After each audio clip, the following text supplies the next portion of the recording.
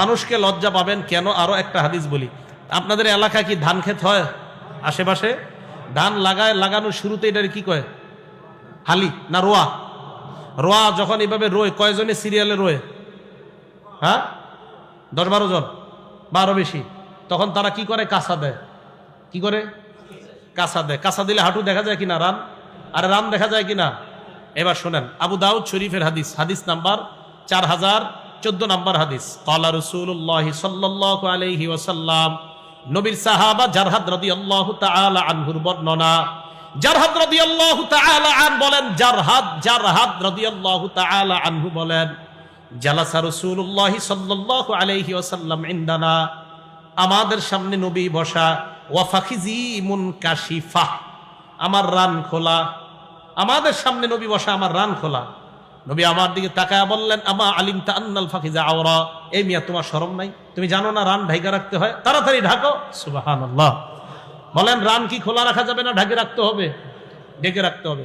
আবু দাউদ শরীফের 4015 নাম্বার হাদিস। এই হাদিসের 3 অংশ। 3 নাম্বার অংশটা ঘরে লিখে রাখবেন।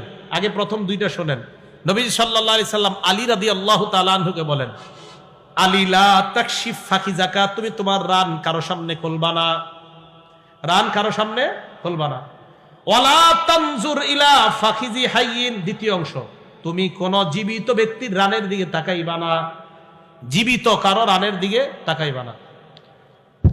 এখন দেখেন, আপনারা যাদেরকে আইডল মনে করেন, সাবানের বিজ্ঞাপন অথবা যে কোনো বিজ্ঞাপন, এইগুলার মধ্যে অশ্লীল কোন ফটো হয় কি হয় না?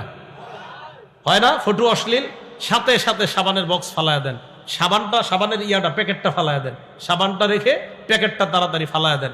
নবীজি বলছেন, লা তানজুর ইলা ফাখিজি হাইয়িন, জীবিত ব্যক্তির রানের দিকে তাকাও না। এটা দ্বিতীয় অংশ।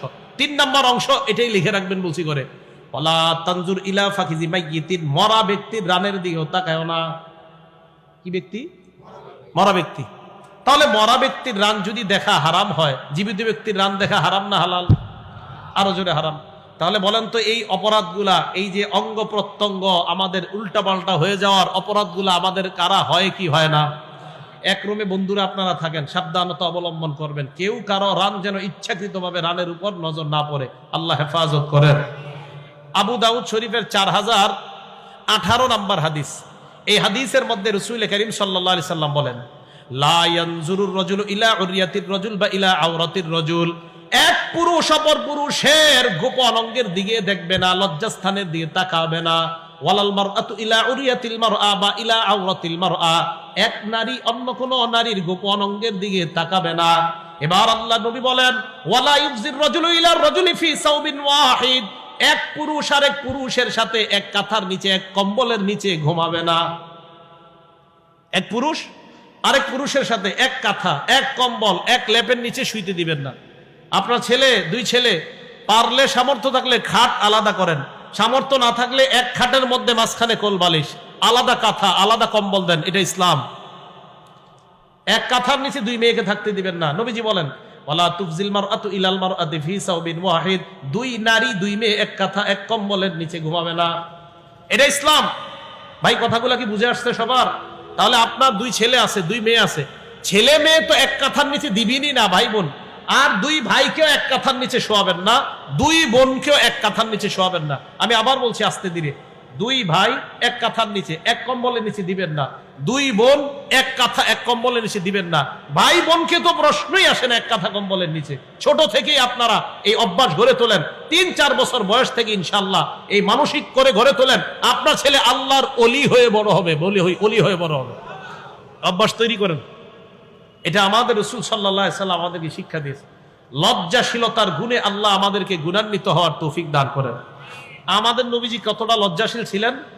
কানা রাসূলুল্লাহ সাল্লাল্লাহু আলাইহি ওয়াসাল্লাম আশাদ্দা হায়াআম মিনাল আযরা'i ফি খিদরিহা, একজন কুমারী মেয়ে পর্দার আড়ালের মধ্যে যতটা লাজুক, এর চাইতে বেশি আমাদের নবী লজ্জাশীল ছিলেন।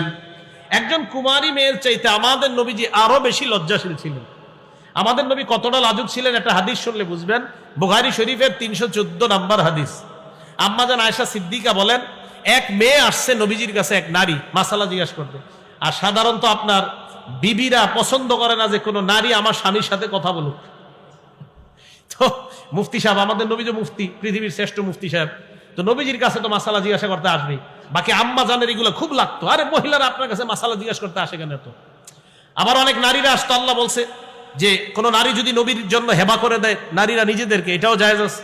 তো নারীরা এসে অনেক সময় বলতো, হুজুর আমি আপনার জন্য নিজেকে হেবা করে দিছি। আম্মা জান বলতো, ইস এগুলা লজ্জা নাই? নবীরা এসে কয় নিজের হেবা করে দিছে, এই তোমাকে শরম নাই? নবীরে কও আইসা যে আমরা আপনার জন্য দান করে দিস, এটা কিন্তু আল্লাহ জায়েজ করছে। তো নবীজি বলে এই কথা আম্মা জান আয়েশা কোরআনে জানায় দেয়। তো যাই হোক, এক নারী আসছে রাসূল করিম সাল্লাল্লাহু আলাইহি সাল্লামের কাছে মাসালা জিজ্ঞাসা করার জন্য। তো নবীজি তো মুফতি সাহেব, দুনিয়ার সবচেয়ে বড় মুফতি, দুনিয়ার সবচেয়ে বড় মুহাদ্দিস, দুনিয়ার সবচেয়ে বড় আলেম আমাদের নবীজি সাল্লাল্লাহু আলাইহি সাল্লাম। আয়েশা মাসালা জিজ্ঞাসা করছে, কি মাসালা? আন গুসলিহা মিনাল হায়জ। একটা নারী, এই জায়গাটা শ্রদ্ধার সাথে শুনবো, আমরা কেউ হাসবো না। মা বোনরা আল্লাহর পক্ষ থেকে অসুস্থ হয়, তো এই অসুস্থতার মাসালা জিজ্ঞাসা করার জন্য আসছে নবীজির কাছে। আসার পর রাসূল করিম সাল্লাল্লাহু আলাইহি সাল্লামকে প্রশ্ন করছে। তো নবীজি বললেন, খুজি ফিরসাতাম মিনাল মিসকি ফাতাতাহহারি বিহা। তুমি কস্তুরী মিশ্রিত কাপড় নেও, নেকড়া নেও, এটা দিয়ে নিজেকে পবিত্র করো। নারীরে নবীজি নিয়ম শিখাইয়া দিলেন।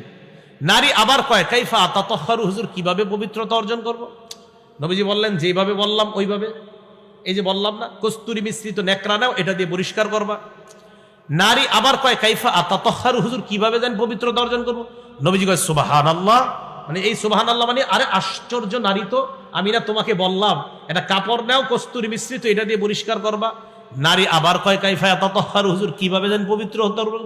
আম্মা জান আয়েশা কয়, ফাজতাবাসতুহা ইলাইহি, এর টাইট আমার কাছে নিয়ে আসে, এই দিয়ে আসো। এক প্রশ্ন বারবার করো, আসো এইদিকে। আম্মা জান কয়, আমি আইনা তারে বুঝাইয়া দিছি, এই তুমি এত প্রশ্ন, এক প্রশ্ন বারবার এটা করো। জানো না নবীজি সবচেয়ে লাজুক, সবচেয়ে লজ্জাশীল? নবীর এই কথা বারবার বলাতে নবী লজ্জা পাইতেছিলেন। সুবহানাল্লাহ। নবীজি সাল্লাল্লাহু আলাইহি সাল্লাম খুব বড় লাজুক ছিলেন। বুখারী শরীফের 349 নম্বর হাদিস, আল্লাহর কাছ থেকে আসতেছে। মুসা আলাইহিস সালাতু ওয়াস সালাম কয়, কি ব্যাপার, ঘটনা কি? কি নিয়ে আসছেন? কয় 50 ওয়াক্ত নামাজ। কয় ফাইন্না উম্মাতাক লা তুতিক, আপনার উম্মত পারবে না, যান যান তাড়াতাড়ি যান, আরো কমায় আনেন। তো কি আছে, কমায় দিস। কমায় আনতে আনতে আনতে আনতে 45 ওয়াক্ত কমাইস। আছে কয় ওয়াক্ত? মুসা আলাইহিস সালাতু ওয়াস সালাম ভাই কি নিয়ে যান? কয় 5 ওয়াক্ত। আপনি যান, আপনার উম্মত 5 ওয়াক্ত পড়বে না, আরো কমায় আনেন। আমাদের নবী কয়, ইস্তাহিয়াই তুমি রব্বি, আমার শরম করতেছে, আর যাইতে, আর যাবো না আমি, বারবার যাইতেছি আনতেছি, যাইতেছি আনতেছি, আমার লজ্জা করে। ইস্তাহিয়াই তুমি রব্বি। আমাদের নবীজি বলেন, আমি লজ্জায় আর যাই নাই, 5 ওয়াক্ত নিয়ে রওনা করলাম। আল্লাহ বললেন, লা ইউবাদদালুল কাউলু লাদাইয়া, আমার কথার কোনো পরিবর্তন হবে না হাবিব, আপনার উম্মত 5 ওয়াক্ত পড়বে। আমার ফয়সালা আগেরটাই রয়ে গেল, 50 ওয়াক্ত পড়লে সওয়াব দিতাম 50 ওয়াক্তের, এখন 5 ওয়াক্ত পড়বে, সওয়াব 50 ওয়াক্তের পাবে, আগেরটাই রয়ে গেছে। তো নবীজি বলেন, ইস্তাহিয়াইতু মির রব্বি, আমার লজ্জা লাগলো আল্লাহর কাছে আবার যাইতে। আরেকটা হাদিস শুনেন, আমাদের নবী কতটা লজ্জা পাইতেন। আমরা মেহমান হই না মাঝে মাঝে মানুষের বাসায়? এখন অনেক মেহমানরা কি মনে করে জানেন? কারো বাসায় মেহমান হইলে যে উনি মনে হয় চিরতরে ওই বাসায় চলে গেছে, বাস আমি আর আসবো না এই বাসা থেকে, আমি মেহমান হইলাম মানে আমি এখানে থাকবো আর কখনো যাব না, এরকম একটা ভাবসা চিন্তা ভাবনা।